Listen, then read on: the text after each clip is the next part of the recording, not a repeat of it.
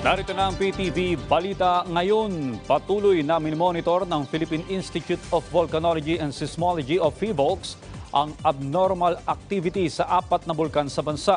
Ayon kay PHIVOLCS Director Renato Solidum, kabilang sa mga ito ang Bulkang Taal sa Batangas, Mayon sa Albay, Bulusan sa Sorsogon at Canlaon Volcano sa Negros Island. Sa loob lamang ng 24 oras, ilang volcanic earthquakes ang naitala ng PHIVOLCS. Samantala, nananatili pa rin sa Alert Level 1 ang sitwasyon sa 4 na bulkan, kaya ipinagbabawal pa rin ang pagpasok sa 4-kilometer radius permanent danger zone malapit sa mga nabanggit na lugar. Sa iba pang balita, hinikayat ng Department of Labor and Employment ang mga may pinag-aaral na OFWs na mag-apply sa kanilang Tabang OFW Aid Program.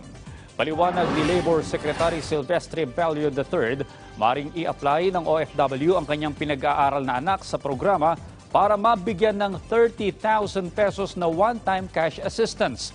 Malaking tulong anya ito para sa gastusin ng mga mag-aaral gaya ng pambili ng learning modules, libro, lodging at medical expenses. Layon ng programa na matulungan ng mga OFWs na naapektuhan ang kita dahil sa COVID-19 pandemic. At yan ang mga balita sa oras na ito. Para sa iba pang update, i-follow at ilike kami sa Facebook at Twitter sa @PTVPH. Ako po si Audrey Goriseta. Magandang hapon.